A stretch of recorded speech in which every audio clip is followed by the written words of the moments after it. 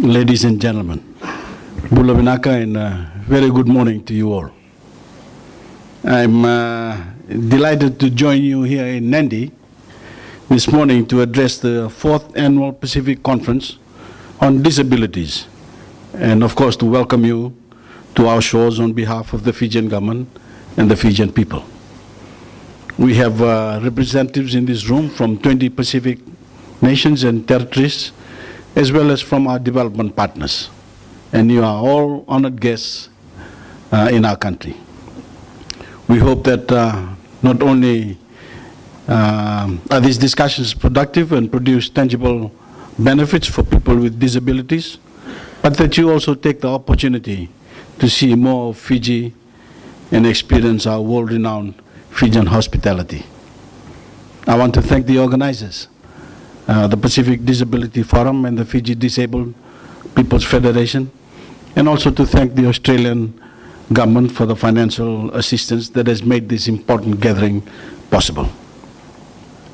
Ladies and gentlemen, I was especially pleased when I learned of the theme of this conference, Partnership and Action Towards a Disability-Inclusive Pacific. I used the word inclusive over and over again in my own speeches because it is a cornerstone of the Fiji First government's policies and programs.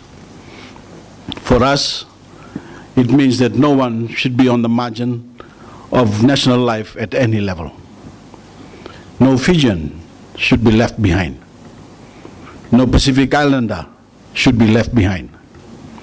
And this applies especially to those among us living with disabilities and the daily challenges they face that the rest of us can only imagine. A disability-inclusive Pacific means bringing people with disabilities from the margins to the center of our national lives. It means implementing programs and providing services that cater to their needs. And it also means bringing them from the margins of decision-making to the center of national policy formulation. We all know that for far too long, people living with disabilities have been the most disadvantaged in our societies, not only here in the Pacific, but throughout the developing world. Of course, we can't be judged by the standards of the developed nations when it comes to providing services for people with disabilities. But we can acknowledge that we all have a lot to do. And I'm pleased to say that finally, in the case of many of our nations, the years of neglect are over. We are already forging partnerships and taking action towards a disability-inclusive Pacific. And I hope that this gathering produces a determination on the part of everyone to redouble our efforts before the next regional conference in 2 years' time. I'm proud to report to you all that Fiji has made great strides in bringing people with disabilities in from the margins to the center of our national life. In this effort, I've been blessed to have as part of my team the Assistant Minister for Youth and Sports, Ilyas Ndelana. He is a remarkable young man who is also a role model for disabled people everywhere. And he is performing an important task in gaining acceptance in the wider community for the challenges faced by the disabled people across our society. No Fijian will ever forget the image of Ilyas Ndelana holding our national flag aloft before a vast global audience when he won gold for Fiji at the London Paralympics. It was the first gold medal. Thank you. Thank you. It was the first gold medal won by a Fijian at any Olympics. So we all took pride in Ilyas Ndelana's achievement. When he returned to Fiji, to great acclaim, I began to think how, as a nation, we could translate this wonderful achievement into something more lasting for the cause of people living with disabilities. And so I chose him as a candidate for my Fiji First political movement to run with me in the general election last September that produced the first truly democratic parliament in Fiji's history. After the election, I gave him the role he now occupies, not only to make full use of his talents, but also to act as a continuing symbol of what any person living with a disability can achieve with courage and determination.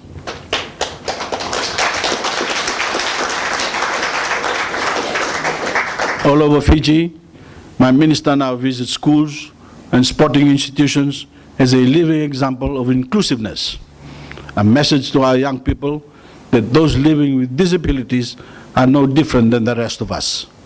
They may need more assistance, but they are valued, indeed treasured, and deserve all the support we can give them.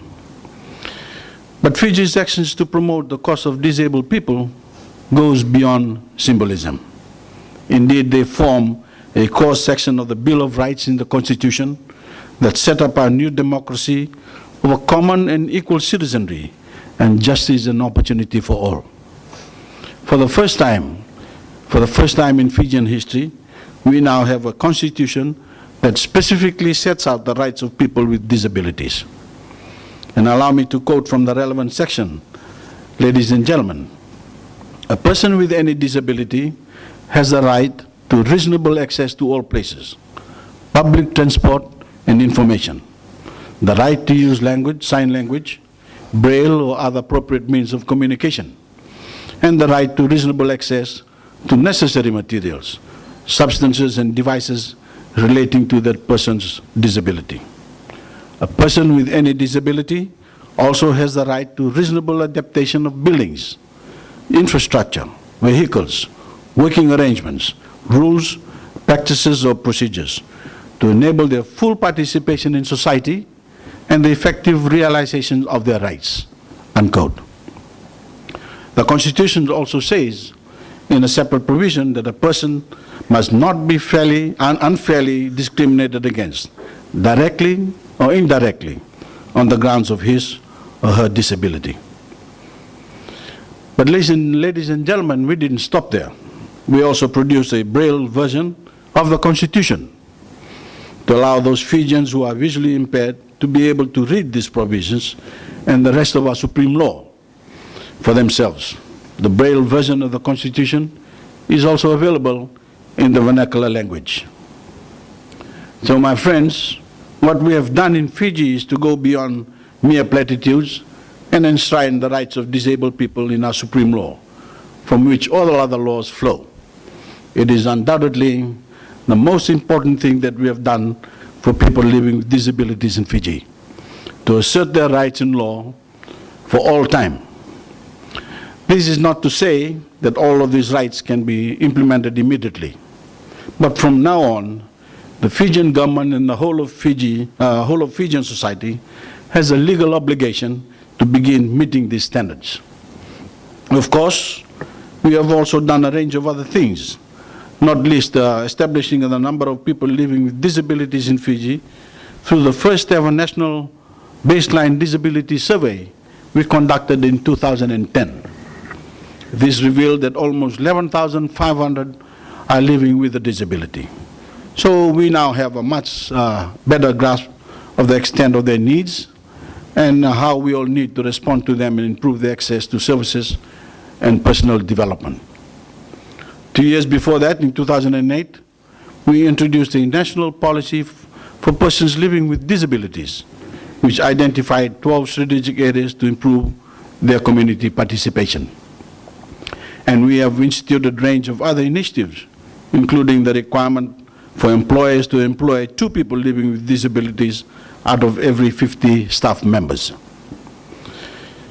Working closely with the Fiji National Council for Disabled Persons, the Ministry for Social Welfare, Women and Poverty Alleviation has instituted a system of welfare payments to people with disabilities, including monthly food vouchers and free bus travel. We have even made special arrangements for disabled people in our Natural Disaster Management Plan in recognition that people with disabilities have special needs at times of national crisis. And we have also extended the available services for disabled people away from our major cities and towns to reach those who need them in other parts of the country. In 2011, for instance, I had the great pleasure to open a new center for the Fiji National Council for Disabled Persons in our Northern Division.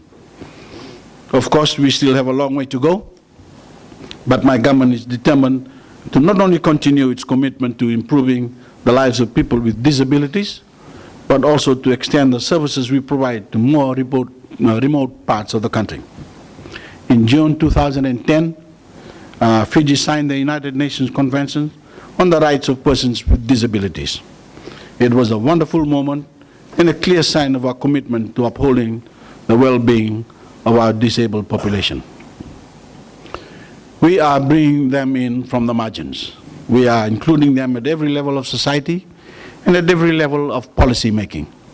So we are already being inclusive in Fiji, and we intend to become even more inclusive as time goes by and our economy improves as it rides the wave of optimism and hope generated by our new democracy.